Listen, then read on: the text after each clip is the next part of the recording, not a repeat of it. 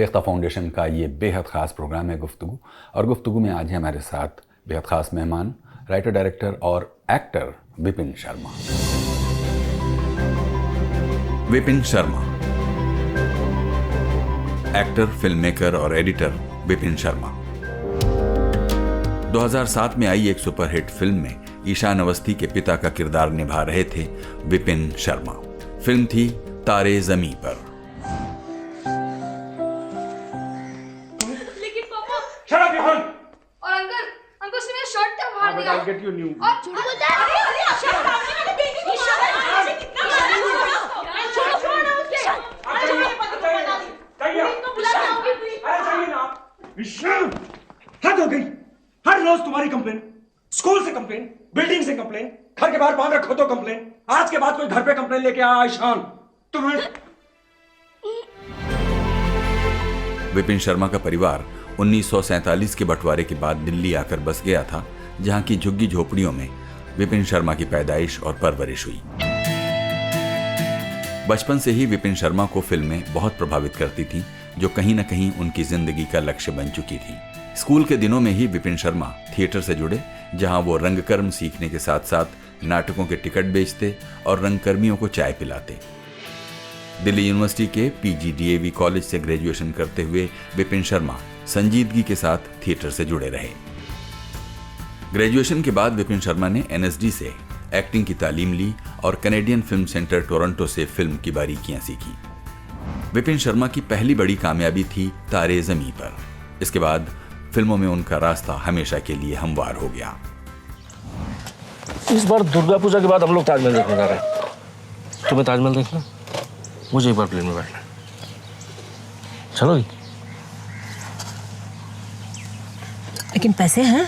अरे थोड़े बहुत तो बचा के रखे हैं ना, और मीनाक्षी भी तो जॉब कर रही है। तो इस बार पक्का? पक्का।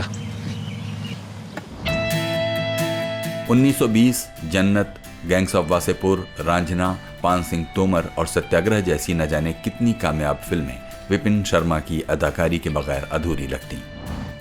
फिल्मों के अलावा विपिन शर्मा ने पाताल लोक और द फैमिली मैन सीजन 2 जैसी वेब सीरीज में भी काम किया है। विपिन शर्मा एक्टिंग के अलावा फिल्म एडिटिंग में भी महारत रखते हैं। जिंदगी पर गहरी नजर और सिनेमा की बारीक समझ उन्हें दूसरे अदाकारों से अलग करती है।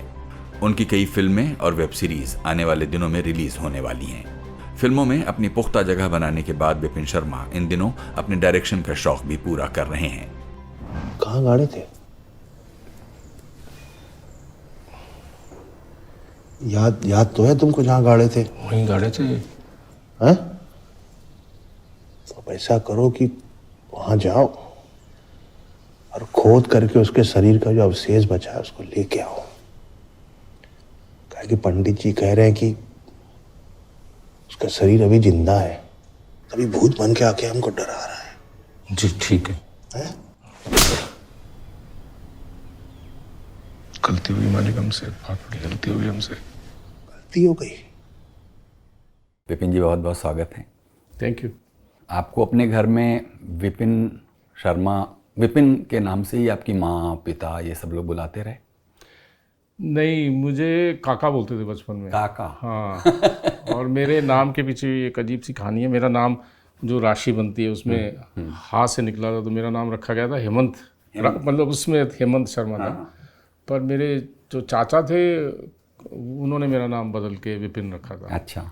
और वो अब थोड़ा सा वो था, उसको अगर आप मतलब अगर सही तरह से प्रोनाउंस नहीं किया जाए तो विपन हो जाता है वो। विपन हो जाता और है। दिल्ली में विपन मतलब। बट मेरे एक टीचर थे दिल्ली में स्कूल में, और मैं शायद उसमें तीसरी चौथी ऐसी कुछ क्लास में था, तो मुझे सडनली एक क्लास में से निकाल के दूसरी क्लास में भेजा जा रहा था। तो मैं बहुत नाराज़ हो गया था, तो मैं गया ही नहीं दूसरी क्लास में, मैं उसी क्लास में बैठा रहता था। मेरे को वो जो टीचर थे उनके साथ बहुत लगाव हो गया था। तो ये जिनकी टीचर की क्लास में मैं नहीं जाता तो उनको बहुत गुस्सा आया। गुस्सा नहीं, उनको ये लगा कि ये बच्चा नाराज़ है मेरे से, क्यों नहीं आ रहा मेरी क्लास में। पूरी क्लास जो आधी बनाई गई थी वो आधे लोग जा चुके थे, सिर्फ मैं अकेला इस क्लास में बैठा हुआ था। तो एक दिन वो आए, मुझे ले गए और उन्होंने सबसे ऊपर 1 नंबर मेरा नाम, एक रोल नंबर 1 दिया उन्होंने मुझे सबसे पहले नई क्लास में, और उन्होंने मेरा नाम ठीक किया। अच्छा। विपिन शर्मा, विपिन किया उन्होंने। उनका नाम भी मुझे याद है, मामचंद शर्मा नाम था उनका। अच्छा। वो टीचर थे। तो मुझे लगता है कि मुझे ये अभी भी इसलिए याद है, मुझे लगता है कि शायद वहाँ से मेरा जब नाम ठीक हुआ तो शायद जिंदगी ठीक होने लगी। शायद वो तो कभी कहा नहीं जा सकता। हालांकि मुंबई में और इस अनसर्टेनिटी के बिजनेस की दुनिया में बहुत सारे लोग अपने नामों में वो डबल एन लगा दें, बिल्कुल, डबल पी लगा दें। बिल्कुल। हाँ, ऐसा कुछ बता देते हैं उनको जो न्यूमरोलॉजी वगैरह वाले लोग। आपने भी कुछ कभी ट्राई किया कि? मेरा मन करता कभी पर मैंने किया नहीं। मन इसलिए करता है कि मुझे एक बड़ी इंटरेस्टिंग चीज़ लगती है कि सडनली आपके नाम की स्पेलिंग बदल गई, एक फ्रेशनेस, एक मतलब एक नया कुछ सोचा है, लेकिन मतलब कभी ऐसा हुआ नहीं कि मैंने एक बार पूछा था किसी से, तो मुझे पता लगा कि सारे डॉक्यूमेंट्स में ऑफिशियली सब कुछ चेंज करना पड़ता है। तो मैंने कहा नहीं यार, रहने देते वो सब मुश्किल हो जाएगा करना। तो मैंने कभी तो इंसान कई बार ये सोचता है मैं कौन हूँ, मैं कहाँ से आया, मतलब या हम कौन हैं, हम कहाँ से आए। और ख़ासतौर पर फैमिली के टर्म्स में आपने कभी सोचा कि आप और आपके 4 फादर्स दिल्ली में कहाँ से आए होंगे? अपने वंश वृक्ष के बारे में कभी आपकी दिलचस्पी रही कि मैं कौन हूँ, मेरा जेनेटिक जर्नी क्या है? कभी? अजीब बात है, आप मुझसे सवाल पूछ रहे हो। मेरे जो पेरेंट्स हैं वो हिंदुस्तान पाकिस्तान जब बना था तो पार्टीशन में वो लोग इधर आए थे, और दोनों की उम्र शायद बहुत छोटी रही थी, बच्चे थे उस समय। और उन्होंने मेरे माँ बाप ने अपने माँ बाप को अपनी आंखों के सामने मरते देखा, ये मुझे बताया गया था। और उनको बहुत हल्की हल्की मेमोरीज हैं उस तरफ की। घर बोलते थे उसको वो लोग, मतलब अभी तक भी शायद घर ही बोलते हैं वो लोग, कि घरों में ऐसा होता था, घरों में होता था। तो मुझे हमारे परिवार की कोई हिस्ट्री नहीं है। अच्छा। मुझे कुछ नहीं मालूम अपने। मेरे एक मामा हैं, वो जम्मू में रहते हैं, और एक मेरी बुआ हैं, वो भी जम्मू में रहती हैं, सगे जो हैं। उसके अलावा हमारे यहाँ मेरा कोई रिलेटिव नहीं है। और मुझे कभी कभी बहुत, मैं सोचता रहता हूँ इस बारे में कि अगर मुझे कोशिश करूँ तो कितना पीछे तक जा सकता हूँ, बस उतना ही पीछे जा सकता हूँ मैं। तो मुझे लगता है कि पार्टीशन का एक बहुत बड़ा नुकसान कहें, या ये भी एक हिस्सा है पार्टीशन का कि कितने लोगों को अपनी फैमिली ट्री के बारे में पता ही नहीं है। मुझे नहीं मालूम। मैं बहुत जानने की कोशिश करता हूँ, मैं पूछता भी रहता हूँ घर में अपनी मदर से कि, लेकिन उनको भी कुछ याद नहीं, क्योंकि वो भी बहुत छोटे थे। तो मन तो बहुत करता है जानने का, कि कभी कभी लगता है कि उधर ईरान की तरफ, कभी कभी लगता है उधर अफगानिस्तान से उस तरफ, कभी कभी लगता है। अभी अजीब इत्तेफाक की बात यह है कि अभी 2-3 दिन पहले मैं एक रोल किया था उसमें। तो मेरे एक दोस्त हैं मंसूर भाई, जिनके साथ मैं योगा करता हूँ, जो वो योगा सिखाते हैं, बहुत कमाल का। उनको मैंने अपना तस्वीर दिखाई, वो शूटिंग का स्टिल दिखाया, तो बोले अरे तुम तो बिल्कुल हाजी मस्तान लगते हो। अच्छा। तो मुझे लगा शायद मेरे अंदर पठान का ब्लड है क्या। तो मैंने पूछा उनसे, मैंने कहा अरे ये पता लगाना चाहिए। ये जानना इंसान के लिए बहुत ज़रूरी रहता है। मुझे लगता है कि आप अपने रूट्स को जानने की कोशिश करें, पता करें कि आपकी जर्नी क्या रही है, आपके पीछे वाले लोग कौन थे। हालांकि हम लोग एक ऐसे टर्मोइल ह्यूमन हिस्ट्री में ही देखिए, इस तरह का विस्थापन, यहाँ से कोई यहाँ, कोई यहाँ, ये होता ही रहता है। और वो लोग प्रिविलेज लोग होते होंगे जिनको सचमुच मालूम है कि उनका वंश वृक्ष क्या रहा। बिल्कुल। हमको बताइए कि जब गर्मियों की छुट्टियाँ वगैरह होती होंगी स्कूल की, तो भी आप लोग कहीं तो जाते होंगे, कोई ननिहाल ददिहाल जाते हैं लोग। आपका क्या है? हम लोग जम्मू जाते थे। जम्मू जाते थे। मेरे उसमें डिवाइडेड था कि एक अच्छा चंक मामा जी के यहाँ बीतेगा जम्मू में, वो शहर से दूर गांव में रहते थे, और एक अच्छा चंक फिर मेरी बुआ के यहाँ बीतेगा, जो कठुआ में जिनका घर है। तो ये दोनों जगह पे डिवाइडेड था, और मेरी बहुत सारी बचपन की यादें वहीं की हैं। मैं अभी कुछ समय पहले की बात है, मैं जैसे ही श्रीनगर पहुँचा, मुझे लगा कि मुझे कुछ हो रहा है। ट्रैवल करते करते वो लोग दिखने शुरू हुए, वो पूरी बचपन की यादें, वो कपड़े, वो दुकानों पे वो सजी हुई चीज़ें, ये सब देख के कुछ लगा कि मुझे रियलाइज़ हुआ कि जहाँ पे आपका बचपन बीतता है, उस जगह के साथ एक बड़ा रूहानी कनेक्शन होता है उस जगह से। तो वो 2 जगह थी जहाँ मतलब जाना हो पाता था। उसके अलावा तो और कोई, मतलब दिल्ली में ही थे हम लोग। पैदा तो आप दिल्ली में? पैदा मैं दिल्ली में। कहाँ पर? लाजपत नगर। आपके पिता क्या करते रहे? मेरे फादर रेलवेज में थे। और आप लोग भाई बहन कितने? मेरी एक सिस्टर, एक भाई। सिस्टर तो गुजर गई 3-4 साल पहले। भाई हैं, दिल्ली में ही रहते हैं वो। तो ये जो बचपन आपका था, उसमें कब किस पड़ाव पर आपको ये लगा होगा कि कुछ एक्टिंग जैसी चीज़ आपके उसमें है, आपके शौक में पैदा हो रही है? ये कहानी मैं एक दो बार बोल चुका हूँ, कोशिश करता हूँ इसको इस बार नए तरीके से बताने की। जी, आप पुराने तरह से भी बताएंगे हाँ, तो नए शो में नए तरह से ही एग्जैक्टली, समझी ये भी जाएगी। बात जी। सही है। मैं दिल्ली में, हम लोग लाजपत नगर में थे और मुझे उन दिनों टीवी पे बहुत रविवार को, संडे को एक फिल्म आया करती थी, तो बड़ा मन करता था देखने का। तो एक अजीब सा फैसिनेशन था सिनेमा को लेके, और मतलब पूरी तैयारी रहती थी कि इस इतवार को फिल्म आएगी तो देखी जाएगी। लेकिन हमारे घर में बिजली नहीं थी, और हमारे घरों के आसपास जो घर थे वो थोड़े से, मतलब वो लोग हमसे ज़्यादा अमीर लोग थे, वो उनके घरों में बिजली थी, टीवी था, फ्रिज था। हमारे घर में कुछ भी नहीं था, सड़क पे लाइट होती थी। मैं एक स्लम में पैदा हुआ था। तो मेरे लाजपत नगर में कौन सा स्लम मुझे दिखता? लाजपत नगर में अब तो पता शायद नहीं, उसको ढूंढ पाना मुश्किल होगा। लाजपत नगर में अमर कॉलोनी मार्केट के पास में। हाँ। तो हमारे आसपास की बहुत सारी घरों की औरतें काम करने जाया करती थी इन घरों में, तो उनको अलाउ था संडे को फिल्में देखना। आपके पिता रेलवे में क्या करते थे? पॉइंट्समैन थे। अच्छा। मतलब काफ़ी तो भी तो उनको कुछ रेलवे क्वार्टर टाइप की चीज़?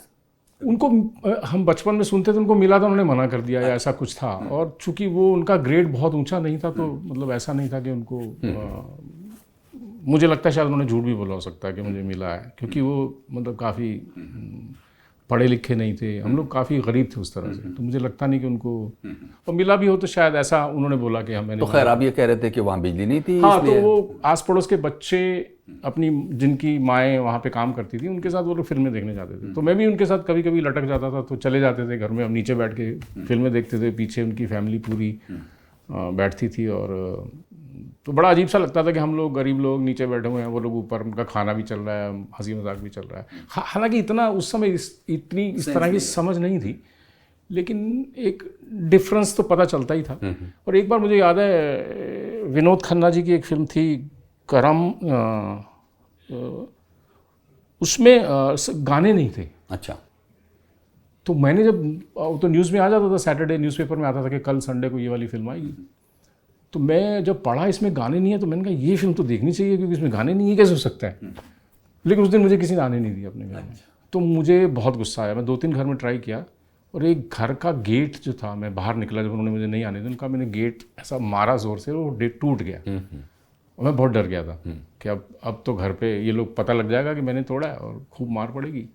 ऐसा कुछ तो हुआ नहीं, लेकिन एक ज़िद मेरे अंदर उस समय ये बैठ गई थी कि ये लोग जो मुझे टीवी पे फिल्म देखने नहीं आने देते हैं अपने घरों में, एक दिन ये मेरी फिल्म देखेंगे टीवी पे बैठ के। ये ज़िद मुझे लगता है कि शायद पहला एक मेरे अंदर एक गुस्सा था। क्या था उन फिल्मों में जो आपको इतना दीवाना बना रहा था, और आप गेट वेट तोड़ के चले आए? क्यों ही देखना था मतलब फिल्म? तो अभी कभी कभी मैं जब ब्लैक एंड वाइट फिल्में देखता हूँ, तो मुझे लगता है कि शायद उस समय तो ज़्यादातर ब्लैक एंड वाइट फिल्म ही आती थी। मुझे लगता है शायद एक फैसिनेशन था उस दुनिया से, उस दुनिया अलग लगती थी। और हमारे यहाँ हमेशा मुझे लगता है फिल्मों में गरीब लोगों को बड़ा, उनकी जर्नी रहती है हमेशा कि कैसे गरीब आदमी कैसे पावरफुल हो जाता है। शायद ये पहलू बहुत फैसिनेट करता हो, क्योंकि हम गरीब हैं तो हम देखते हैं। जैसे बहुत बड़ा इन्फ्लुएंस मुझ पे जो हुआ था वो बच्चन साहब का था, क्योंकि बच्चन साहब के सारे रोल थे एंग्री यंग मैन, जो बिल्कुल ज़मीन से उठ के एकदम लड़ाई लड़ रहे हैं, तो एक रिप्रेजेंटेशन जैसा लगता था। शायद वो सब भी एक फैसिनेशन तो रहा ही होगा, वो सब शायद काम आया बाद में एक्टर बनने के लिए। अपने इन 3 भाई बहनों में आपका नंबर कौन सा है? पहला। आप बड़े हैं सबसे? तो फिर आपने वहाँ लाजपत नगर में या अपने घर में रहते हुए पढ़ाई वढ़ाई पूरी क्या की?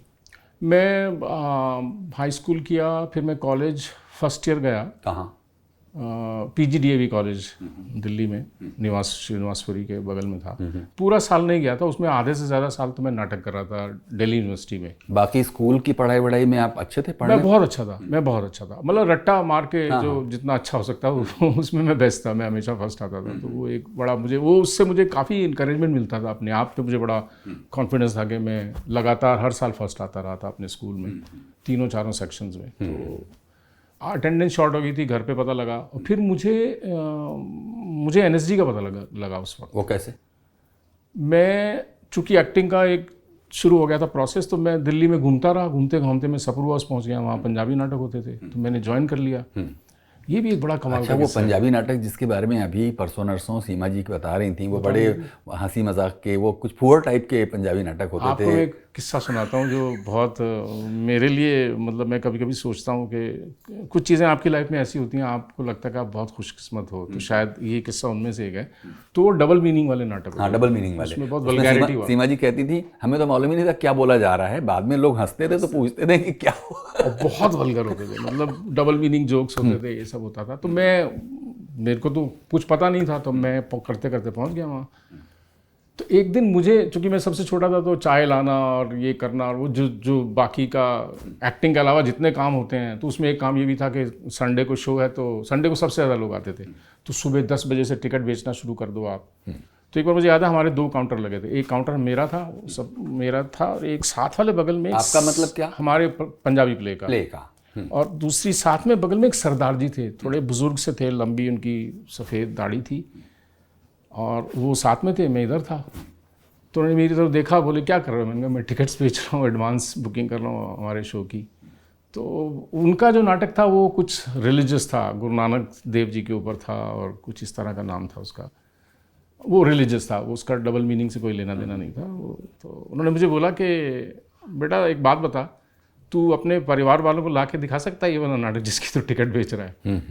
तब मुझे सोच में मैं पड़ गया, मैंने कहा नहीं, ये तो नहीं कर सकता मैं। वहाँ से मेरे ना एक, मुझे लगता है वो एंजल थे मेरे लिए, वो कुछ संदेश आया था मेरे पास। तो बस उसके बाद मैंने सोच लिया कि ये मैं गलत जगह हूँ। तो मैं अगर दिल्ली में सप्रूवास के बगल में रविंद्र भवन हुआ करता था, तो वहाँ पे कुछ नाटक हिंदी के ही होते थे ज़्यादातर। वहाँ मैंने कुछ एक नोटिस देखा था, किसी को एक प्ले के लिए एक्टर की ज़रूरत थी, तो मैं पहुँच गया वहाँ। वहाँ से वहाँ पे मुझे फिर एनएसजी का पता लगा। लेकिन बीच में ये नहीं पता चला कि ये जो पंजाबी नाटक जिसका आप टिकट बेच रहे थे, या जिसके बारे में उनको भी मालूम था कि ये डबल मीनिंग नाटक है, इन नाटकों की दुनिया में आप कैसे पहुंचे थे? क्या कॉलेज? ऐसे ही घूमते घूमते सप्रोज पहुंच गया था, एक ग्रुप बैठा हुआ था, तो मैं पहुंच गया, कुछ लोग थे, उनसे पूछा कि मुझे एक्टर बनना है, तो हंसे वो लोग बहुत ज़ोर से कि इनको एक्टर बनना है। मुझे तो बनना था तो मेरे को फ़र्क पड़ा नहीं। तो वहीं पे एक ग्रुप था, कुछ लोग थे, उनसे मुलाकात हो गई, तो उन्होंने बोला आ जाओ। तो वही चाय, वॉलंटियर करने जैसी चीज़। हाँ, उनके लिए तो ये था कि चलो एक यंग लड़का आएगा, चाय वाय लेके आएगा, तो यही काम था शुरू में, सबके लिए चाय वाय मंगवाना और थोड़ी बहुत एक्टिंग की कोशिश करना कि एक एंट्री अपनी भी मिल जाएगी। तो बहरहाल फिर आपने सप्रू हाउस से रविंद्र भवन की तरफ रुख किया। हाँ, रविंद्र भवन में एक प्ले किया, फिर मैंने एनएसडी का मैंने जब देखा तो मुझे प्ले का आप अपना पहला एक्सपीरियंस बताइए, जब आपने कोई प्ले किया और पहली बार मंच पर आप आए, तो मतलब आप सहज थे या फिर एक होता है? हाँ, मुझे वो प्रॉब्लम कभी नहीं रहा शुरू में, मुझे ऐसा। क्या रोल था वो? एक कोई कॉमेडी थी फिल्म, हिंदी फिल्म का कोई स्पूफ था। अच्छा। उसमें 2 हम लोग थे, जो जिस लड़के ने लिखा था वो, उसका नाम मुझे याद नहीं है, जिस लड़के ने लिखा था उसने और मैंने छोटे छोटे 2 गैंगस्टर टाइप, फनी से गैंगस्टर थे, उनके रोल किए थे। बढ़िया किया आपने, मतलब हाँ, मजा आया? मुझे अच्छा लगा, तालियां मुझे मजा बजी आया। और काफ़ी तारीफें हुई? वो तो याद नहीं है, लेकिन मतलब लगा कि हाँ ये अच्छा है, ये अच्छा है। अभी मतलब ये थोड़ा लगा, बेहतर लगा कि ये यहाँ पे थोड़ी सी एक्टिंग हो रही है, मतलब। और थोड़ा रविंद्र भवन का अपना वो भी था, एक अलग से रेपुटेशन भी था, तो वो भी थोड़ा सा लगा कि हाँ ये अच्छी जगह है। तो ये सब करते हुए उधर अपनी जो कॉलेज वाली पढ़ाई थी वो भी आप करते रहे? हाँ, नहीं करी, मैंने छोड़ दी थी। अच्छा। फिर क्या हुआ, मेरा एनएसडी में एडमिशन हो गया फॉर्चुनेटली, तो मुझे फिर कॉलेज नहीं जाना पड़ा। और मेरे लिए ये था, वो साल बड़ा क्रूशल था कि अगर या तो मैं ग्रेजुएशन करूं या मैं एनएसडी जाऊं, दोनों में से कोई एक चीज़ मेरे लिए बहुत क्रूशल थी। कि मेरे फादर की तबीयत बहुत ज़्यादा ख़राब हो गई थी उस वक्त, तो मुझे लगा कि कहीं ऐसा ना हो कि मुझे नौकरी करनी पड़े, जो मैं करना नहीं चाहता था, तो क्योंकि वो रेलवेज़ में मुझे नौकरी मिल जाती। तो मेरा एनएसडी में एडमिशन हो गया, मैं कॉलेज नहीं गया उसके। तो एनएसडी में एडमिशन हुआ, तो उस बैच में आपके कौन कौन साथी रहे? मेरे बैच में सुष्मिता थी, सुष्मिता जो किट्टी बनती थी, अगर याद होगा, अतुल तिवारी, मधुश्री दत्ता, एक जो काफ़ी डॉक्यूमेंट्रीज बनाई उन्होंने, सविता प्रभुणे भी जो बॉम्बे में है, राजेश सिंह एक और हमारे साथ थे, रामचंद्र शेलके, और कुछ मालती थी, प्रसन्ना जी की वाइफ थी उस समय, वो अक्षरा सुबर्णा जी के बेटे वो थे, जयराम ताताचर एक थे, और वो भी कर्नाटक से थे। तो ये कौन सा साल था? 83 में मैंने ग्रेजुएट किया था। 83 में। और फिर हम देखते हैं आपके विकी पेज पे दिखाई देता है कि आप 88 में भारत एक खोज में भी आपको कुछ मौका मिला। क्या वो गलत इन्फॉर्मेशन है? नहीं बिल्कुल ठीक है। अच्छा, क्या है वो? मैंने भारत एक खोज में मैंने 2-3, एक तो उनका रामकृष्ण परमहंस जी का रोल किया था मैंने। अच्छा। और एक उसमें हम लोग कुछ रेवोल्यूशनरी बने थे, विद्रोह कर रहे हैं, मैं, शबाना जी, ओम भाई, पीयूष, वीरेंद्र सक्सेना। तो वो शायद 1857 वाले एपिसोड। हाँ, उसमें था। या तो 2 या 3 एपिसोड किए थे मैंने।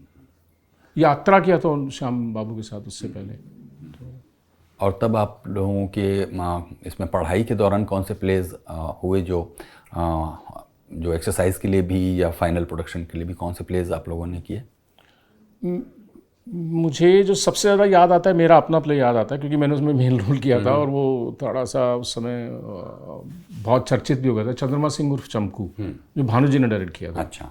और लूशुन की एक कहानी थी जिसको मैं अभी भी कई बार पढ़ता हूँ, आक्यू की सच्ची कहानी। आक्यू की सच्ची कहानी, वो किया था हम लोगों ने। और उसके अलावा हमने रंजीत भाई के साथ प्लेस किए थे कुछ, भानु जी के साथ ये था। रॉबिंदा ने कुछ छोटे मतलब क्लास के एक्सरसाइज तरह। बड़ा प्ले हमने रॉबिंदा के साथ हमने नहीं किया था, बैरी ने हमारे साथ एक प्ले किया था।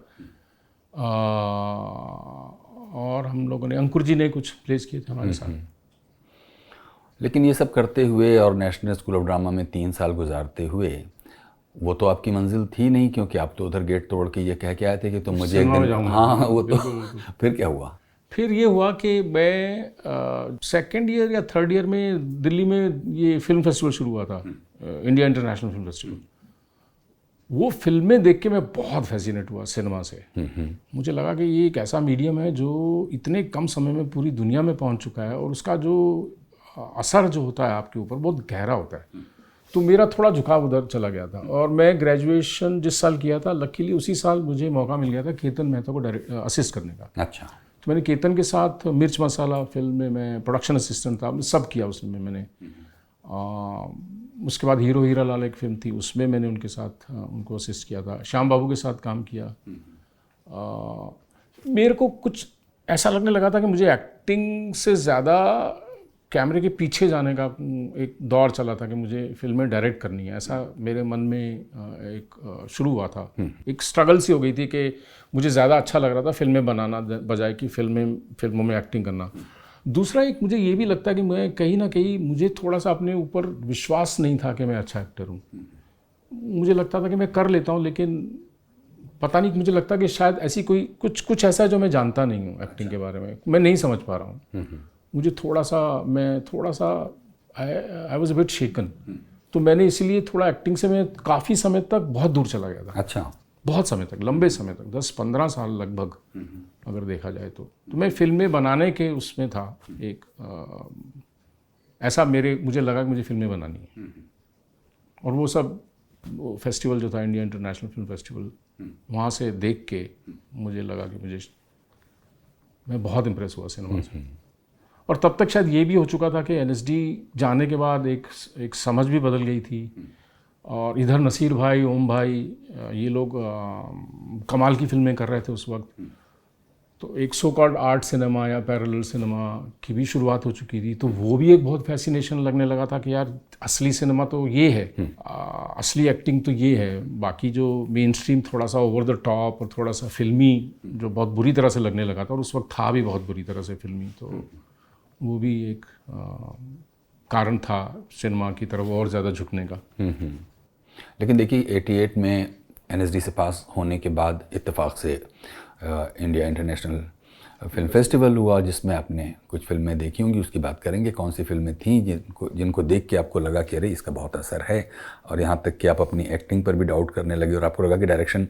लेकिन वो 88 के बाद का दौर आपके लिए सर्वाइवल के टर्म्स में क्या था? मतलब जाहिर है कि अब आप वहाँ से पढ़कर निकल चुके हैं तो 2 पैसे कमाने भी तो हैं, तो क्या कर रहे थे आप? यही केतन के साथ जो फिल्में की उनमें पैसे मिल रहे थे। एनएफडीसी की फिल्में थी, तो हालांकि कम बजट था, लेकिन इतना तो पैसा था ही कि मतलब हम लोग उस समय अकेले सर्वाइव करना इतना मुश्किल नहीं था। फिल्म फेस्टिवल के अलावा मुझे लगता है मैं एफटीआई के साथ एक मेरा कनेक्शन बना था उसी दौर में। मैं एफटीआई में कुछ डिप्लोमा फिल्म में एक्टिंग करने गया था। अच्छा। वो एक ऐसा दौर था जिसमें मैं थोड़ा सा और ज़्यादा सिनेमा से प्रभावित हुआ, क्योंकि वहाँ पे रोज़ शाम को एक फिल्म स्क्रीन होती थी मेन थिएटर में, तो वहाँ पे उस दौर पे ट्रुफो, फेलिनी, अंतोनियोनी, ये सारे फिल्म मेकर्स देख के एक और नई दुनिया खुलने लगी, और एक और लगा कि एक ये रास्ता भी है जिस पे चला जा सकता है। तो वो भी एक रीज़न रहा मेरे जीवन में कि मैं सिनेमा से बहुत ज़्यादा प्रभावित हो चुका था तब तक। लेकिन थिएटर ने आपको बहुत देर तक अपने साथ नहीं रोका कि मतलब आप रेपर्टरी में नौकरी कर लेते या किसी इंडिपेंडेंट ग्रुप के साथ कुछ टाइम थिएटर कर लेते। शायद उसकी वजह एक ये भी रही हो कि केतन मेहता के साथ कुछ काम भी मिलने लग गया था, तो वो कोई चिंता नहीं थी। तो बिल्कुल। हाँ, थिएटर में रुके क्यों नहीं? मैं रुका थोड़े समय, जैसे अंकुर जी और हम लोगों ने एक थिएटर ग्रुप शुरू किया था संभव नाम से, तो उसमें हम कहानियों का मंचन करते थे।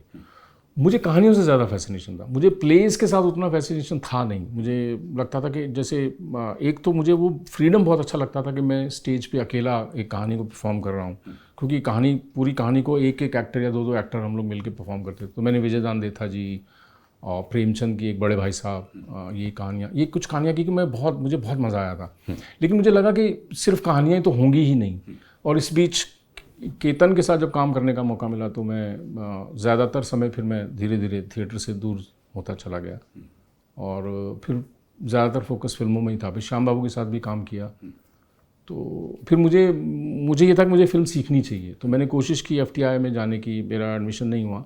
फिर मुझे मॉस्को में एक स्कॉलरशिप मिला, मैं बाहर चला गया। फिर वहाँ पे भी मैं रह इसलिए नहीं पाया कि मैं वेजिटेरियन हूँ, अब उतना वेजिटेरियन नहीं रहा हूँ, लेकिन वेजिटेरियन हूँ। तो उस समय बहुत दिक्कत हुई मुझे वहाँ रहने में, और मतलब मैं वहाँ भी ज़्यादा टिक नहीं पाया। तो मैं एक थोड़ा सा लॉस सोल रहा हूँ, मैं थोड़ा सा भटका भी रहा हूँ बीच बीच में कई समय पे। तो वो उसी भटकाव में करते करते करते मैं थिएटर से बहुत दूर चला गया, और थिएटर में उस समय एक थोड़ा सर्वाइवल मुश्किल भी था। मतलब या तो आप रेपर्टरी में हो तो आपको एक मंथली सैलरी मिलेगी, बाहर फ्रीलांस करना आज के मुकाबले में उस समय बहुत मुश्किल था, क्योंकि ज़्यादा सोर्स ऑफ इनकम था नहीं उस तरह से। या तो आप NSD के साथ जुड़े रहो, वर्कशॉप्स करते रहो, तो आपको स्कूल से NSD से आपको पैसे मिलेंगे। उसके अलावा ज़्यादा ऑप्शंस थे नहीं हम लोगों के पास उस वक्त। मैं असल में ये थोड़ा समझने की कोशिश कर रहा हूँ कि जिस तरह का आपने बताया कि जिस तरह की पारिवारिक पृष्ठभूमि आपकी, वो पृष्ठभूमि आपको एक व्यक्तित्व के स्तर पर भी एक थोड़ा वल्नरेबल, एक फ्रेजाइल बनाती है, एक डरा हुआ, सहमा हुआ बच्चा। लेकिन मैं देख रहा हूँ कि आप बहुत इतनी आसानी से कह दे रहे हैं कि फिर आप केतन के साथ काम करने लगे, फिर श्याम बाबू के साथ काम करने लगे, फिर आप मॉस्को चले गए। इसमें कुछ आप डॉट्स छोड़ रहे हैं, लगता है कि ये कैसे आपके अंदर कॉन्फिडेंस आया कि इस तरह की पृष्ठभूमि से आया हुआ बच्चा इतना तेज़ी से आगे बढ़ता रहता है। श्याम बाबू के साथ जो किस्सा हुआ तो सुनाता हूँ, उससे शायद आपको काफ़ी पता लग जाएगा। एक तो NSD से कॉन्फिडेंस बहुत मिला था। अच्छा। मतलब ये था कि हाँ, हमने एक्टिंग सीखी है और हम लोग एक्टर हैं, मतलब उस समय तो ये था। तो श्याम बाबू आए थे दिल्ली में यात्रा शूट करने के लिए, तो नई दिल्ली स्टेशन पे ट्रेन खड़ी थी जिसमें बोला गया था कि NSD के और भी बहुत सारे एक्टर वहाँ जा रहे थे मिलने के लिए। तो हम लोग भी पहुँच गए, मैं और मेरा एक NSD का जूनियर था। हमसे कोई नहीं मिल रहा था वहाँ, कोई बोलता था इधर जाओ, कोई बोलता था इधर जाओ। तो मुझे बहुत गुस्सा आया। मैंने अपने दोस्त को बोला, अभी एक काम करते हैं, हम पता करते हैं श्याम बाबू कौन सी बोगी में है। तो हमने पता लगाया, मैं घुस गया बोगी में, और श्याम बाबू बैठे थे। तो मैंने श्याम बाबू को बोला, श्याम बाबू हम लोग NSD के हैं। कौन कौन था आप लोग? मैं और मेरा एक जूनियर था, उसका नाम मुझे याद नहीं आ रहा, जयपुर का था वो। हम लोग घुस गए, और श्याम बाबू, कैमरामैन, ऐसे 2-3 लोगों के कुछ मीटिंग चल रही थी, हम लोग घुस गए। मैंने श्याम बाबू हम लोग बहुत देर से आए हुए हैं, मैं NSD का हूँ और मुझे काम करना है आपके साथ, और हमको कोई इधर भेज रहा है, कोई उधर भेज रहा है, और हमको कुछ नहीं समझ में आ रहा। तो हम चाह रहे हैं कि आपसे मिलें सीधा। श्याम बाबू मुझे देखते रहे। उसके बाद उन्होंने अपने असिस्टेंट को बोला वो आसाम वाला जो एपिसोड है ना, उसमें वो जो 2 लड़के हैं, ये दोनों को कास्ट करो। तो हम दोनों की कास्टिंग हो गई, और हम लोग इतना भटक चुके थे उस वक्त तक।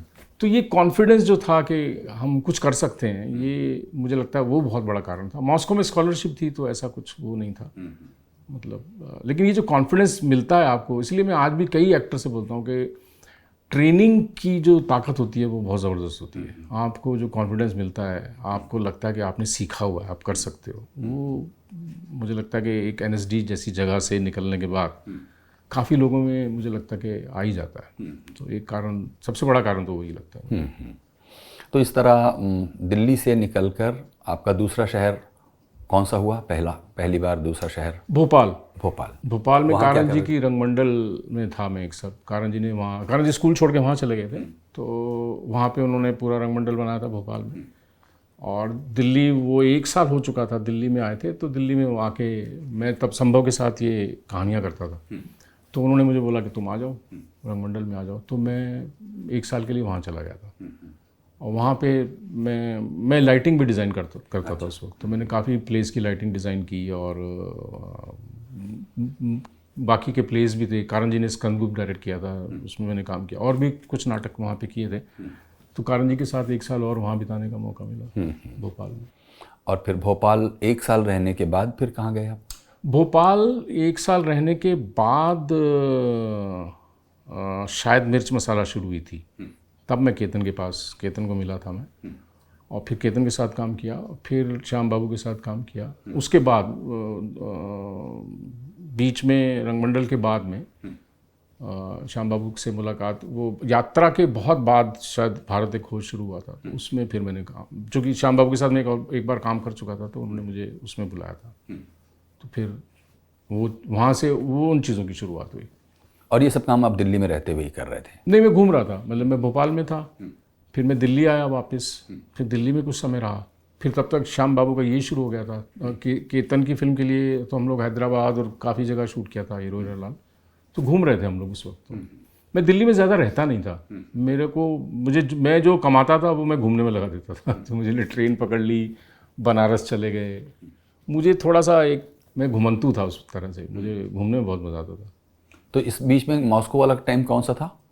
मॉस्को वाला टाइम मुझे ठीक से याद नहीं आ रहा है, शायद भोपाल के बाद ही होगा, क्योंकि मैं एनएसडी करने के एक तुरंत बाद भोपाल गया था, भोपाल से मैं दिल्ली आया था। हाँ, दिल्ली के बाद का टाइम रहा होगा। कितने टाइम तक रहे आप मॉस्को में? मैं रहा करीब 7 महीने रहा, 7 महीने रहा। और वहाँ क्या था? मैं फिल्म स्कूल के लिए गया था वहाँ, लेकिन मैं टिक नहीं पाया। एक तो लैंग्वेज बहुत ज़्यादा मुझे मुश्किल हो रही थी समझने में, विंटर बहुत ख़तरनाक था, -40 वाला विंटर था, और जैसा कि मैंने बोला कि मैं वेजिटेरियन, तो उस समय बहुत मुश्किल होती थी खाने में। और वो रशिया वो वाला था जब प्रोस्तोरका, ग्लासनोस्ट, ये सब अभी शुरुआत हुई थी। मुझे आज भी याद है मैकडॉनल्ड्स का पहला जो मैकडॉनल्ड्स खुला था, मैं उसमें बहुत लंबी लाइन में लगा था, शायद 1.5-2 घंटे के लिए, और फ्रेंच फ्राइज़ खरीदी थी मैंने। तो जो दे रहे थे वो लोग भी हंस रहे थे कि मतलब इतनी देर से आप लाइन में खड़े हो फ्रेंच फ्राइज़ के लिए, लेकिन मिलता ही नहीं था कुछ वहाँ, कुछ नहीं मिलता था। ब्रेड आती थी और ऐसे गायब हो जाती थी कि पता ही नहीं लगता था।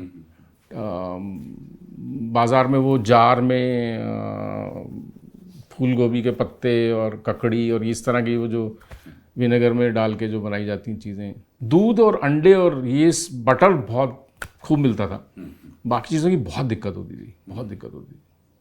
तो इसलिए मैं फिर आ गया वापस, मैं 7-8 महीने बाद वापस आ गया।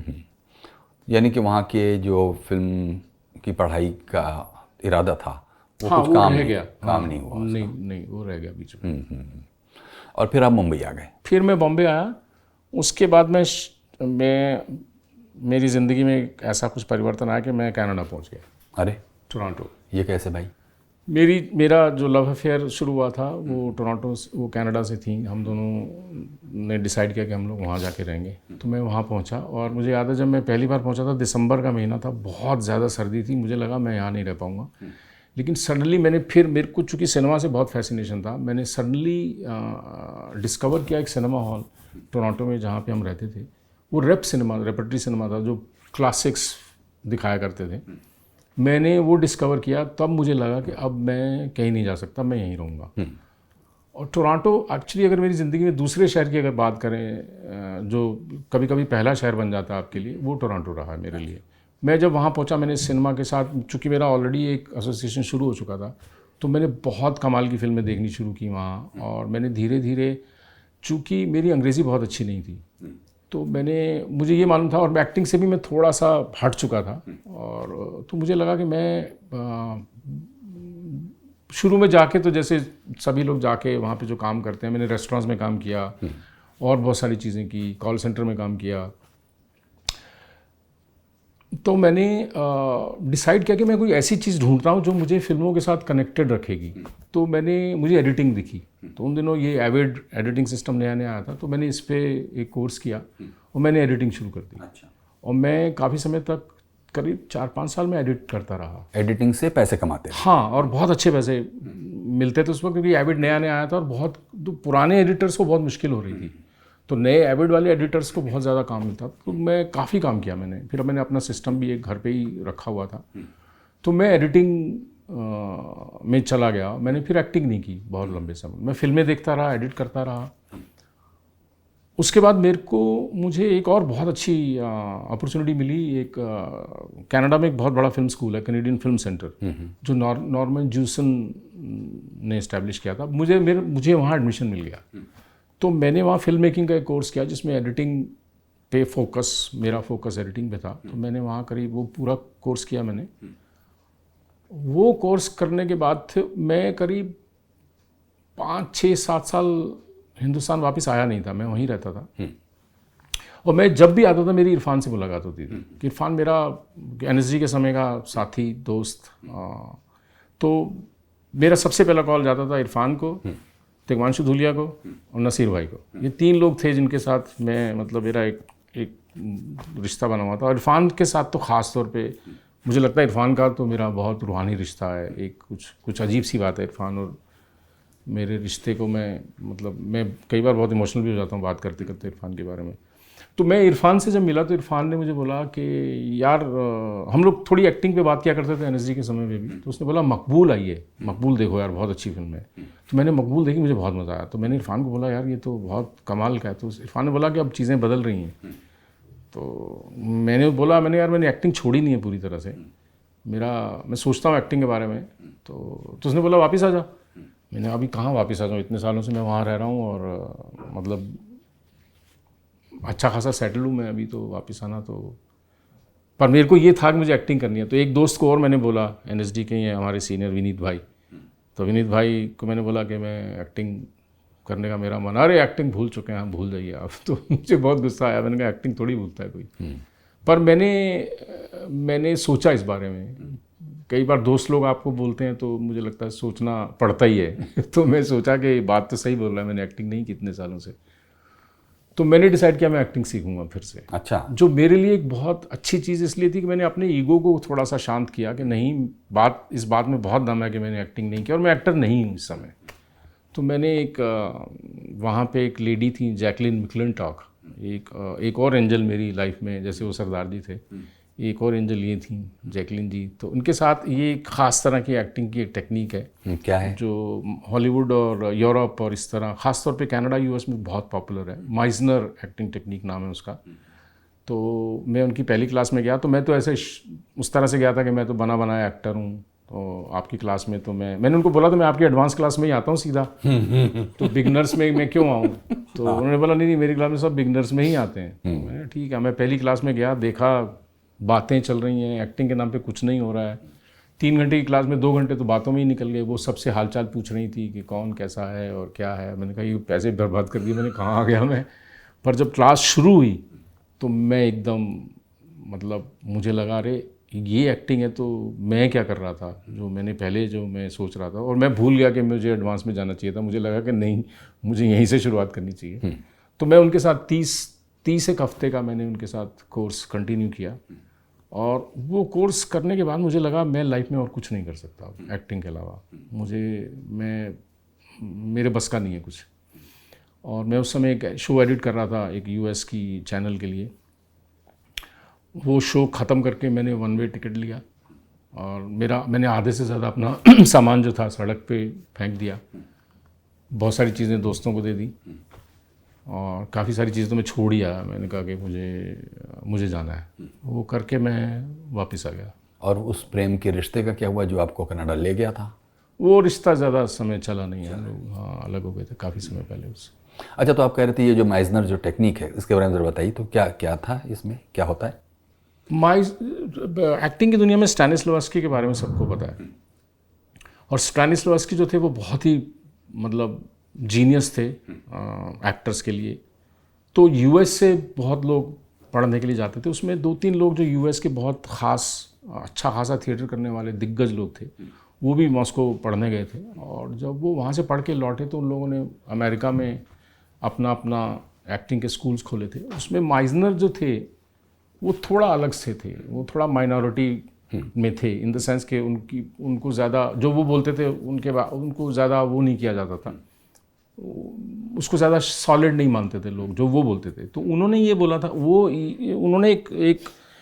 उन्होंने स्टैनिस्लॉवस्की पढ़ा और बहुत रिस्पेक्ट करते थे, लेकिन उन्होंने एक बात बोली कि जैसे एक्टिंग में बहुत ही एक बेसिक बोलते हैं, इमोशनल मेमोरी के लिए आपको कुछ याद करना चाहिए। अगर आप कोई ट्रेजेडी का सीन कर रहे हो तो आप कुछ ट्रेजेडी याद करो अपनी लाइफ की। माइजनर ने बोला कि नहीं, वो याद करने की ज़रूरत नहीं है, क्योंकि वो कितनी बार याद करोगे आप? अगर आप प्ले कर रहे हो तो रोज़ रोज़ तो हो सकता है याद भी नहीं है आपको, कितनी बार याद करोगे? तो उन्होंने बोला था कि वो याद करने से ज़्यादा इम्पोर्टेंट है आप कितना प्रेजेंट हो उस सिचुएशन में खुद। उनका बेसिक फ़िलॉसफी ये थी कि आप कितने प्रेजेंट हो एक सिचुएशन में। तो उन्होंने ये बोला था कि ये ज़रूरी नहीं है इमोशनल मेमोरी और इस तरह की चीज़ें, आप कितना इंस्टिंक्टिव रहते हो एक्टिंग करते हुए, वो सबसे ज़्यादा इम्पोर्टेंट है। ये उनका एक ख़ास मेन वो था। और ये मैं उनकी क्लास करने के बाद मुझे लगा कि मुझे शायद एक नई समझ मुझ में पैदा हुई एक्टिंग को लेकर, और मुझे लगा कि मुझे एक्टिंग ही करनी है अब, क्योंकि ये इंस्टिंक्ट वाली बात मुझे थोड़ी सी मतलब मुझ पर काफ़ी बड़ा असर हुआ इस बात का। तो छोड़ दिया मैंने सब, मैंने कहा मैं जा रहा हूँ वापस। तो आपने ये 30 हफ्ते का कोर्स वहाँ से पूरा किया जी, और फिर आप वापस आ गए? 1 वे टिकट लेके आ गया। फिर क्या हुआ? मतलब फिर आपको आया मैं बॉम्बे में, सब लोगों को बोला मैं एक्टिंग करने आऊँ, किसी ने विश्वास नहीं किया। जो दोस्त थे उन लोगों ने भी नहीं विश्वास किया, क्योंकि मैं इतने समय से बाहर था और मैं वैसे भी घूमता बहुत था, तो सबको लगा एक और मैं आया हूँ अभी फिर निकल जाऊँगा।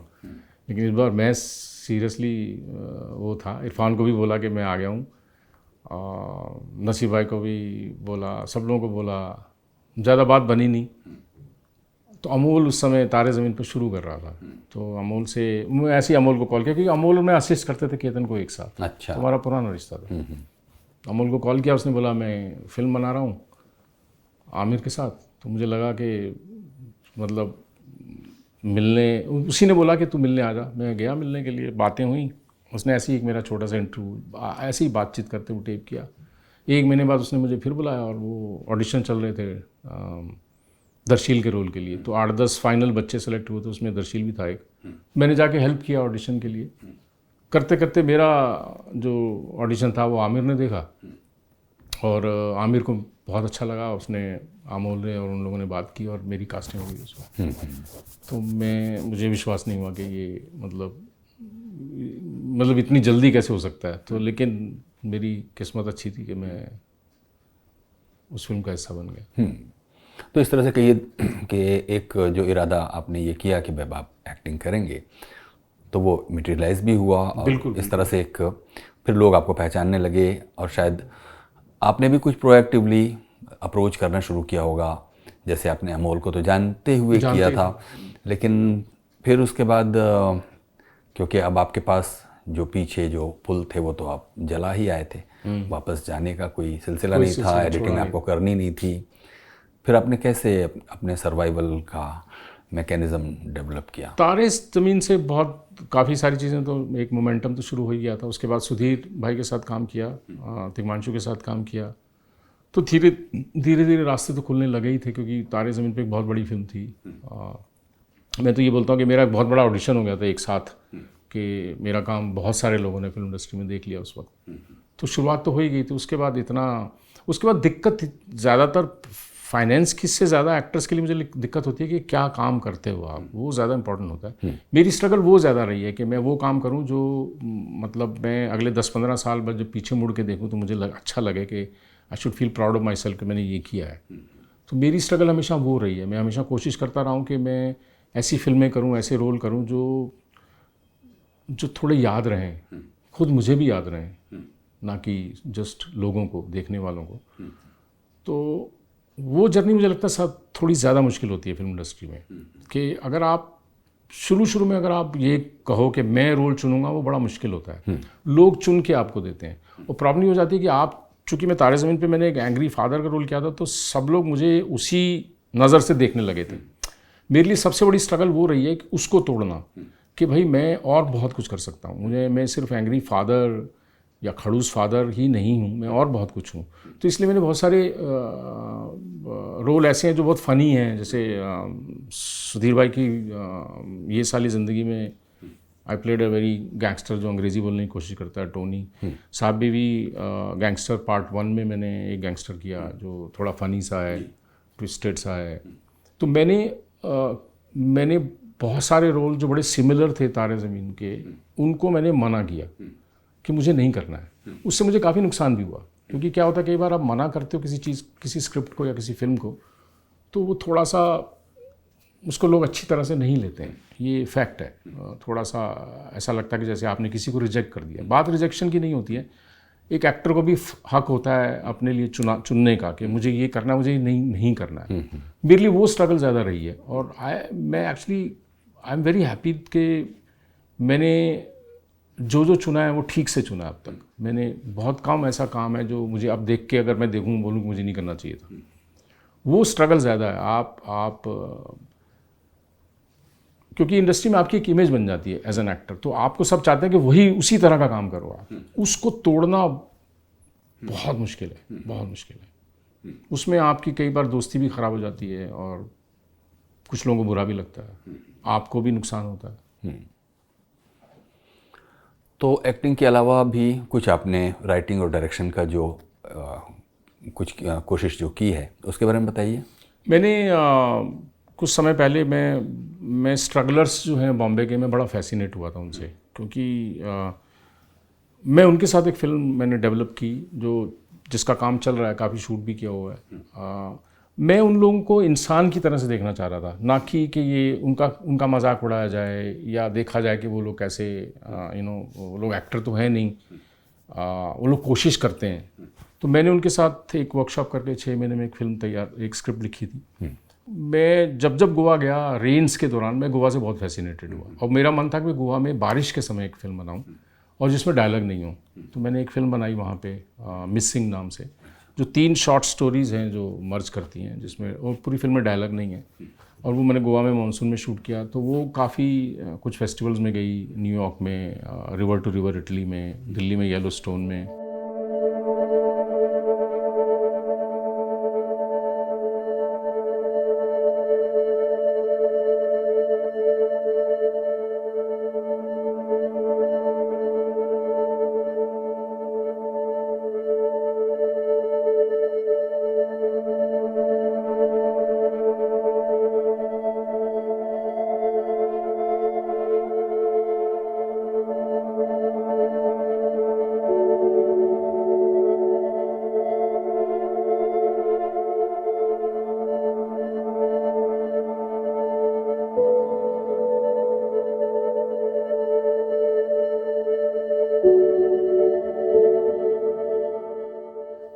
अब मैंने एक फ़ीचर फिल्म लिखी है। मैं बहुत फैसिनेटेड हूँ फिल्म इंडस्ट्री के ऊपर फिल्म बनाने में। मेरा उससे कहने का मतलब ये है कि एक ऑब्सेशन है फिल्म मेकिंग, एक ऑब्सेशन है एक्टिंग, एक ऑब्सेशन है राइटिंग, एक ऑब्सेशन है डायरेक्शन। मैं इस ऑब्सेशन से बहुत इम्प्रेस्ड हूँ और मुझे ये ऑब्सेशन बहुत फैसिनेटिंग लगता है। तो मैंने एक स्क्रिप्ट लिखी है कि एक ऑब्सेसिव फिल्म मेकर जो है वो किस हद तक जा सकता है एक फिल्म बनाने के लिए। वो हद बुरी भी हो सकती है और वो हद गंदी भी हो सकती है और ख़तरनाक भी हो सकती है। मैं उस ऑब्सेशन को समझने की कोशिश में मैंने अभी एक फ़िल्म लिखी है जिसको मैं नरेट कर रहा हूँ अभी कुछ प्रोडक्शन हाउसेज में, जो कुछ लोग इंटरेस्टेड भी हैं। फीचर फिल्म है, तो मैं चाह रहा हूँ कि अगले मतलब उम्मीद है कि अगले साल शुरू हो जाएगी वो फिल्म। उसके अलावा मुझे लिखने का बहुत शौक है, मैं लिखता, मतलब मैं राइटर नहीं हूँ, मेरे में राइटर वाला डिसिप्लिन नहीं है कि मैं रोज़ सुबह 8 बजे उठ के बैठ के लिखूँ या रात को लिखूँ। मुझे कभी कभी आइडियाज़ आते हैं और जो आइडिया मुझे लगता है कि ये लग रहा है तो फिर मैं उसको एक बार बैठ के कोशिश करता हूँ कि इसको लिखा जाए। इसमें ये थोड़ा समझाइए कि आपकी रुचियों को कौन सी चीज़ें, आपने इफ़ी की बात की जो कि स्कूल पढ़ाई ख़त्म होने के फ़ौरन बाद दिल्ली में उससे आप गुज़रे, इफ़ी में देखी हुई फिल्में हों या स्कूल में पढ़ाई के दौरान बहुत तरह की चीज़ें, न सिर्फ जो नाटक परफॉर्म करने हैं वो नाटक पढ़ना है, उसके अलावा भी आपको बहुत सारे थ्योरेटिकल चीज़ें आपके मन को और आपके व्यक्तित्व को शेप अप करने वाली किताबें, फिल्में या विचार वो कौन से हैं जो आपको, जिसे कहते हैं, यू कीप गोइंग? मुझे 2-3 एस्पेक्ट हमारी ह्यूमन लाइफ के बहुत फैसिनेट करते हैं। एक तो स्पिरिचुअलिटी है, जिसका रिलीजन से कोई लेना देना नहीं है। मुझे इंसानियत के बारे में सोचने में, पढ़ने में बहुत अच्छा लगता है। मेरी खुद की स्ट्रगल रही है कि मैं अपने आप को कैसे बेहतर कर सकूं। मैं वो चीज़ें पढ़ने में बहुत मुझे अच्छा लगता है जो हम इंसानों में दोनों हैं, अच्छाइयाँ भी हैं, बुराइयाँ भी हैं। कभी कभी बुराइयाँ बहुत ज़्यादा आपको परेशान भी कर सकती हैं। अच्छाइयाँ आपको जीवन को समझने में हेल्प करती हैं, आपको आगे ले जाती हैं। मुझे ये जो जर्नी है एक इंसान की, कि कैसे मैं खुद को, मेरे जीवन में ऐसी कौन सी चीज़ें हैं जो मुझे बहुत डिस्टर्ब करती हैं और मुझे लगता है कि मुझे ये चीज़ें नहीं करनी चाहिए थी, या ये चीज़ें मेरी लाइफ में ना होती तो कितना अच्छा होता। मेरा सबसे बड़ा स्ट्रगल लाइफ में शायद यही रहा है कि मैं अपने आप की नफ़रत को कितना कम करता जाऊं कि मैं अपने आप से प्यार कर सकूं, क्योंकि अपने आप से प्यार करना सबसे मुश्किल चीज़ है, ख़ास तौर पे अपनी कमियों को जानने के बावजूद। और मेरे में बहुत हैं। मैंने अपनी लाइफ में बहुत सारी ऐसे मोड़ आए हैं जहाँ मुझे लगता है कि मुझे शायद एक बेहतर इंसान होना चाहिए था, मैं नहीं हो पाया। उसको मैं कैसे ठीक करूं मुझे मालूम नहीं। मरने के बाद शायद हो सकता है मुझे मतलब सबका खमियाजा भुगतना पड़े, वो मुझे नहीं मालूम। तो मैं कोशिश करता रहता हूँ कि कैसे इसी ज़िंदगी को मैं थोड़ा सा बेहतर करता जाऊँ तो शायद अच्छा रहेगा। मुझे इस तरह की चीज़ें पढ़ना बहुत अच्छा लगता है। मुझे इस समय दुनिया में जो नफ़रत का माहौल है, मुझे बहुत दुख होता है। मुझे इंसान का जो जिस तरह से एक दुश्मन बनता जा रहा है या बनता रहा है, मुझे इन चीज़ों से बहुत तकलीफ़ होती है। मैं इन चीज़ों के बारे में बहुत सोचता हूँ, पढ़ने की कोशिश करता हूँ, जानने की कोशिश करता हूँ। अनफॉर्चुनेट यही सबसे बड़ा दुख यही रहता है कि हम में से कई लोग चाहते हुए भी कुछ नहीं कर पाते, कई बार नहीं रोक सकते या कुछ जो भी है। तो शायद मैं आज ये भी सोच रहा था कि शायद जो चीज़ें हम कमियां अपने में या अपने आसपास के माहौल में देखते हैं, शायद हम अपने काम से उनको दूर करने की कोशिश करते हैं। शायद जितना जो मेरा गिल्ट है मेरी ज़िंदगी का, जो उनका प्रायश्चित शायद मैं अपने काम के थ्रू, अपने रोल के थ्रू, अपने अभिनय के थ्रू शायद मैं उसको अपने आप को रिडीम करने की कोशिश कर रहा हूँ। जवाब तो पता नहीं, लेकिन ठीक है, जवाब की तलाश में ही शायद वो जवाब सामने आएंगे। बिल्कुल। बस वही होता है कि इंसान जो गलतियां कर चुका है उससे सीखे और आगे बढ़े। फिल्मों के बारे में बताइए कि जो इंटरनेशनल फिल्म है, वर्ल्ड सिनेमा की जिसकी बात आप कर रहे थे, वो उनमें से कोई 2-1 फिल्मों के नाम लीजिए जिनका बड़ा लॉन्ग लास्टिंग आपके ऊपर असर है, ना सिर्फ उनके अंदर मौजूद भावना और संवेदना के, बल्कि उसके मेकिंग और एक स्टाइल की भी बात कीजिए। सबसे पहला नाम आता है 400 ब्लोज, ट्रूफो की जो फिल्म है, वो मुझे बहुत फैसिनेटिंग लगती है। दूसरा है 8.5, फेलिनी की जो फिल्म है। मैं बहुत फैसिनेटेड हूँ फिल्म्स विद इन फिल्म्स, या एक राइटर राइटिंग पे लिखे, एक पेंटर पेंटिंग। मेरे को बड़ा फैसिनेशन होता है अपने ही आर्ट को एक्सप्लोर करना या अपने ही आर्ट को उस तरह से और करीबी से देखना। ये 2 फिल्में तो डेफिनेटली, मतलब मेरा जो स्क्रिप्ट राइटिंग में पहली फिल्म जो मैंने आपको बताया स्ट्रगलर्स के साथ, वो भी एक्टिंग का एक अलग नज़रिए को समझने की कोशिश, या ये जो फीचर फिल्म जो मैंने अभी लिखी है जिसमें मैं ऑब्सेशन को समझने की कोशिश कर रहा हूँ, एक फिल्म मेकर का ऑब्सेशन जो तो मुझे वो फिल्म विद इन फिल्म मुझे बहुत फैसिनेट करता है। तो ये 2 फिल्में तो डेफिनेटली। यानी कि अगर ऐसे देखें, जो हम लोगों के यहाँ कॉमर्शियल सिनेमा है ख़ास तौर पर, जो बरसों से चला आ रहा है, 100 बरसों की से ज़्यादा की यात्रा में, एक बहुत लीनियर एक नैरेटिव है, एक ड्रामा है जिसको आप देख के हंसते हैं, रोते हैं और उसका एक कुछ हैप्पी एंडिंग जैसी चीज़, इस तरह का जो नैरेटिव स्ट्रक्चर है पात्रों की बिल्कुल ही गहरी एक इकाई की, वो आपको पसंद नहीं है ऐसा लगता है? नहीं, मुझे नहीं पसंद। मतलब पसंद ना करना, मेरा पसंद ना करना या करना शायद एक बड़े पर्सपेक्टिव में इतना मायने नहीं रखता है, लेकिन मुझे लगता है कि फिल्म एक ऐसा मीडियम है कि फिल्म देख के जब आप निकलो तो आप पे कुछ असर तो ज़रूर होना चाहिए, कुछ तो बदलना चाहिए। एक अच्छी फिल्म तो का काम तो वही होता है। मेन स्ट्रीम बेसिकली एंटरटेनमेंट के लिए है, जिसकी अपनी एक जगह है, जिसकी अपनी एक इंडस्ट्री है, बहुत सारे लोग काम करते हैं, बहुत सारे लोगों की रोज़ी रोटी चलती है, वो सब चीज़ें भी ज़रूरी हैं। अगर मेरी चॉइस की बात की जाए तो शायद मैं मेन स्ट्रीम सिनेमा नहीं करना चाहूँगा, पर सर्वाइवल के लिए कभी कभी बड़ा ज़रूरी हो जाता है कि आपको करना पड़ता है या पड़ सकता है या करना चाहिए। मेरा नया एक सिस्टम शुरू हुआ है। मैंने अभी ये सोचा हुआ है कि जो भी मैं पैसे कमाऊंगा अब मैं थोड़ा सा उसी को फिल्मों में लगाऊंगा। तो मैंने अभी एक शॉर्ट फिल्म को प्रोड्यूस की है और मैं एक और फीचर फिल्म को मुझे अभी एक स्क्रिप्ट आई मेरे पास जो मुझे पढ़ के बहुत अच्छी लगी, तो मैं उसको भी थोड़ा सा को प्रोड्यूस करने की सोच रहा हूँ। तो अगर मुझे अब मेन स्ट्रीम बहुत बड़ी फिल्म करने का मौका मिलेगा मैं लपक के करूँगा और उसमें से जो मुझे पैसे मिलेंगे मैं इनमें डाल दूँगा। और मुझे कभी कभी यही लगता है कि जो लोग मेन स्ट्रीम सिनेमा बना रहे हैं, जो कर रहे हैं, बहुत अच्छी बात है, बहुत सारे वहाँ बहुत पैसा है, बहुत वो सब है। वही लोग अगर थोड़ा थोड़ा पैसा थोड़ी थोड़ी छोटी छोटी फिल्मों में भी डाल दें तो बहुत अच्छा होगा। क्योंकि मेन स्ट्रीम सिनेमा एंटरटेनमेंट तो ठीक है, अच्छी बात है, एंटरटेनमेंट चाहिए हम सबको, लेकिन थोड़ा एनलाइटनमेंट भी चाहिए। थोड़ा मेन स्ट्रीम फिल्मों का जो असर रहता है वो थोड़ा बहुत कम समय के लिए रहता है। मतलब आपने फिल्म देखी, आपको अच्छा लगा, आप निकले, घर आए, भूल गए। तो वो थोड़ा एक ड्रॉबैक है मेन स्ट्रीम सिनेमा का कि वो सिर्फ एंटरटेनमेंट लेवल तक ही रहता है। हो सकता है कुछ कई फिल्मों का गहरा असर भी हुआ हो।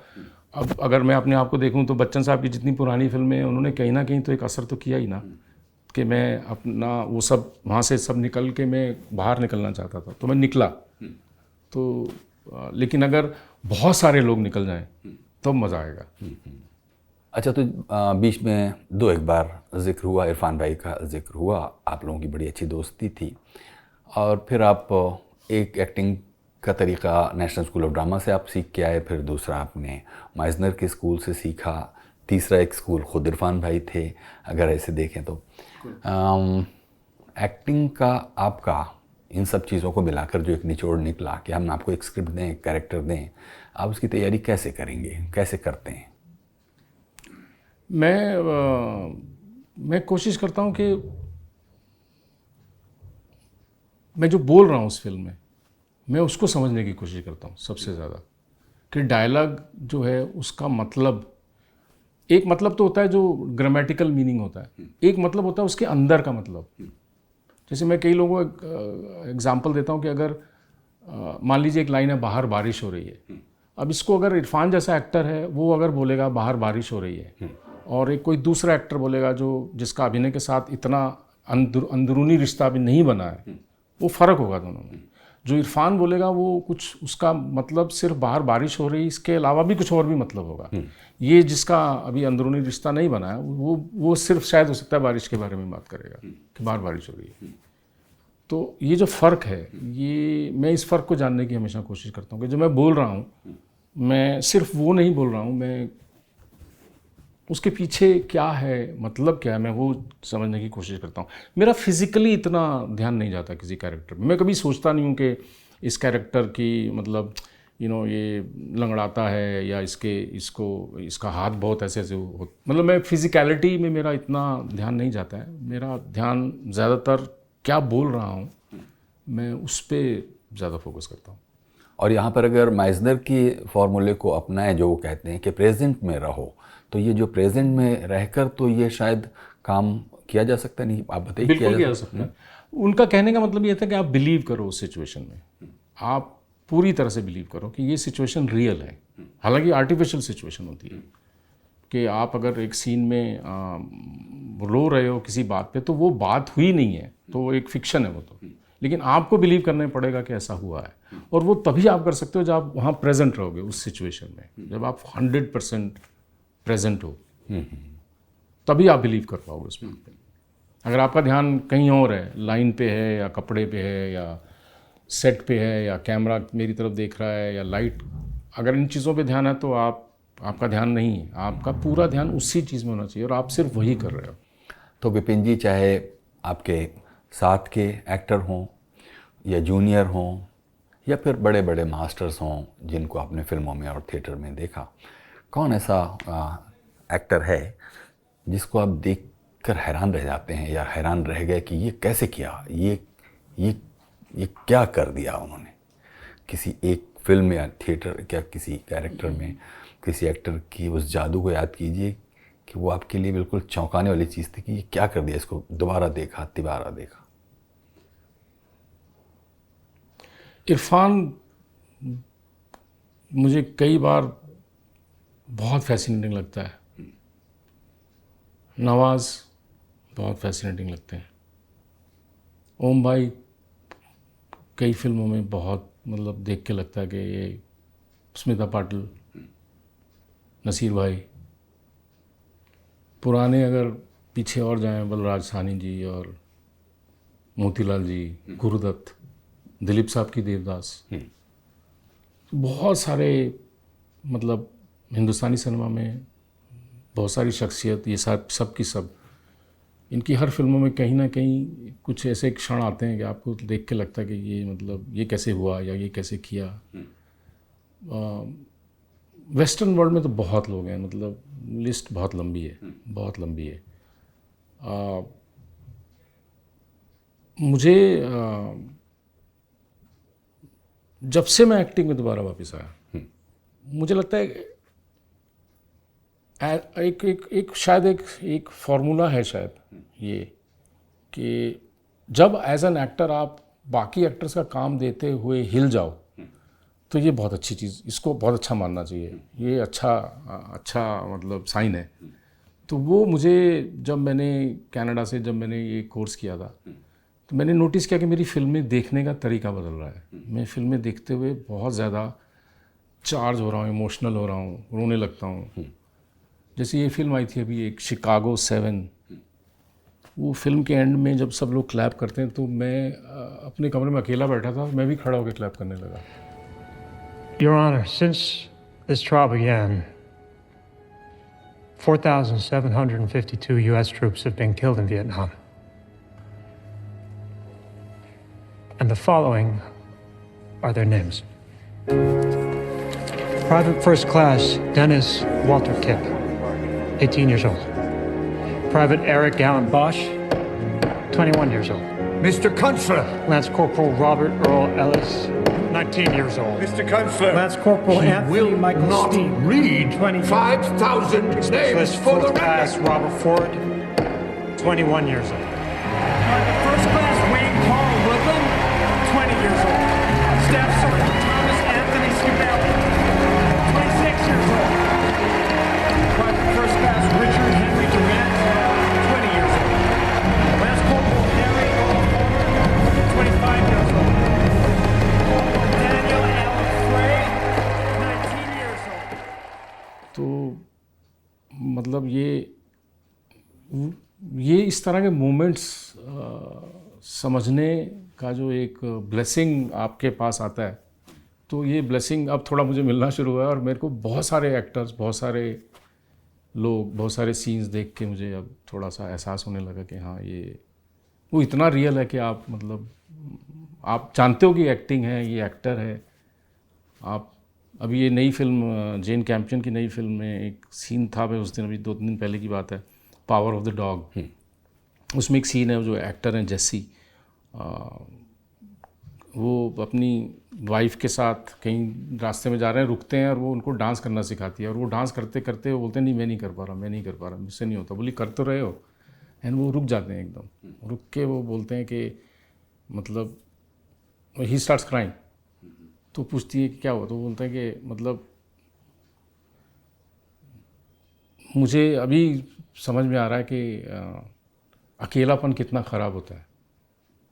तुम्हारे साथ मुझे अब एहसास हो रहा है।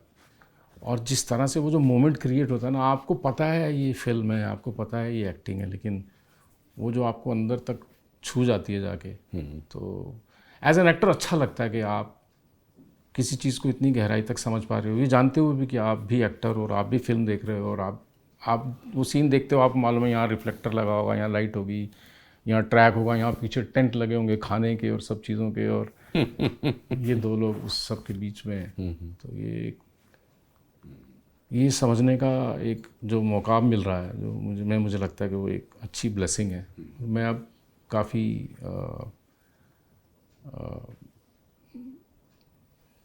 मतलब मैं अब ज़्यादा हिलता हूँ फिल्में देख के, इस तरह के जब मोमेंट्स आते हैं तो हम लोग विपिन भाई बातें करीब करीब आखिर की तरफ पहुँचा रहे हैं। हमको बताइए कि एक तो शायद कोई अभी नई फिल्म आ रही है जिसमें आप एक यूनक का कोई रोल कर रहे हैं, उसके बारे में अगर आप कुछ बात करना चाहें तो। अभी ज़्यादा बोल नहीं पाऊँगा। देव पटेल की फिल्म है वो, मंकी मैन। मैंने उसमें एक स्पिरिचुअल किन्नर का एक रोल किया है।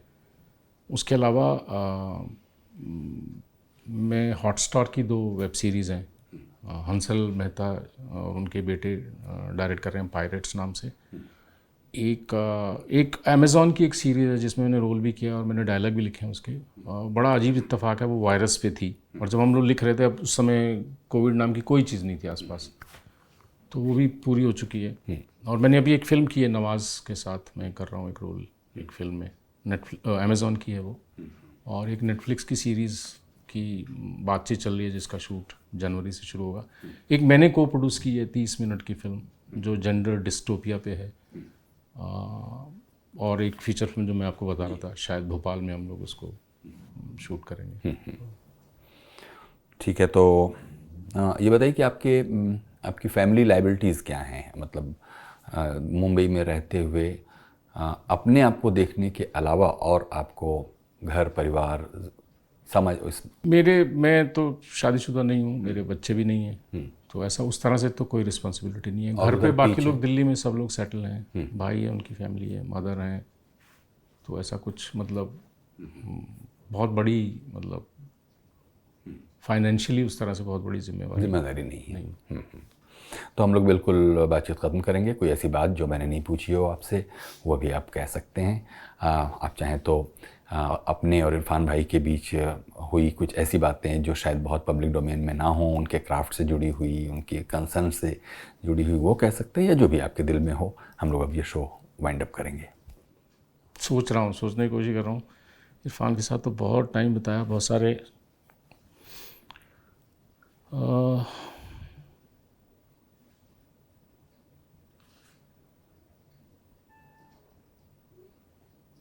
इरफान के साथ एक किस्सा हुआ था। ये हम लोग इरफान और मैं एक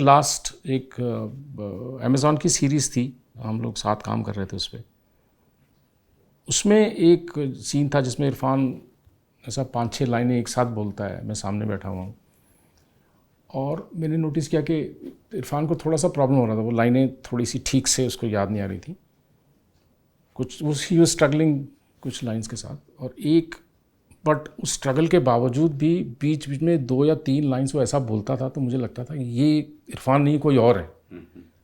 तो मैं बहुत फैसिनेट हुआ, तो मैंने इरफान को बोला, मैंने कहा यार मतलब जो बीच में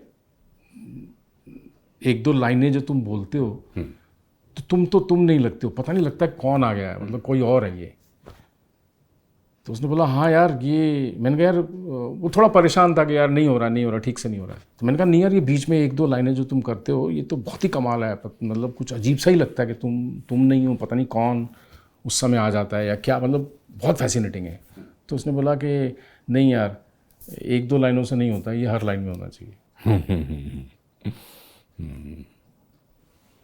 ये मुझे याद रहेगा हमेशा।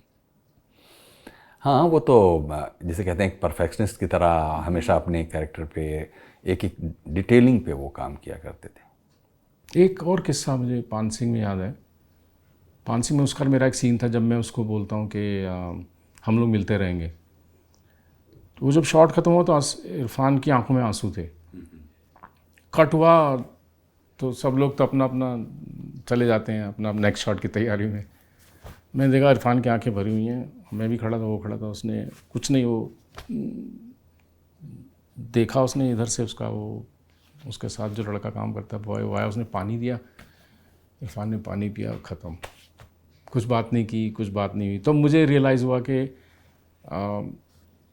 ये भी एक अजीब सा वो है, मोमेंट है कि आप रो रहे हो, आप पूरी तरह से इमोशनल हो, लेकिन वो मोमेंट अपने आप आता है और अपने आप धीरे धीरे आपके अंदर ख़त्म ही हो जाता है। आपको ना तो कोई बोल सकता है कि मत रो, या कोई आपके कंधे पे हाथ रखता है। आपको नॉर्मली अगर कोई इमोशनल होता है तो लोग गले लगा के इस तरह, पर ये एज एन एक्टर ये थोड़ा सा कितना अलग सा ही एक मोमेंट है कि आप उस मोमेंट को जीते हो और आप ही उसको ख़त्म होने देते हो और आप ही उसके साथ रहते हो उस मोमेंट में, और वो धीरे धीरे अपने आप ही ख़त्म हो जाता है। ये भी एक बहुत इंटरेस्टिंग है ये, एज एन एक्टर ऑब्जर्व किया मैंने उसको। उसने उसके बारे में कोई बात नहीं की कि यार देखो मैं इमोशनल हो गया, या मतलब उसके बारे में कुछ बात नहीं हुई। उसने सिर्फ 2 घूंट पानी पिए और अपने आप को नॉर्मल किया। ये इनको कुछ इन किस्सों को कुछ मतलब कुछ एक्सप्लेनेशन नहीं है ये, मतलब ये अपने आप में ऐसे मोमेंट्स हैं जो याद रह जाने वाले हैं। बिल्कुल। तो बहुत बहुत शुक्रिया विपिन जी, आप हमारे लिए आए और हम लोगों ने इतनी सारी बातें की और आपकी यात्रा को हम थोड़ा सा समझने की कोशिश कर पाए। बहुत शुक्रिया। थैंक यू राम भाई, लवली मीटिंग यू। गुफ्तगू में आज थे हमारे साथ राइटर, डायरेक्टर और एक्टर विपिन शर्मा। कुछ कहना चाहते हो तो आप हमें लिख सकते हैं guftgoo@rekhta.org पर।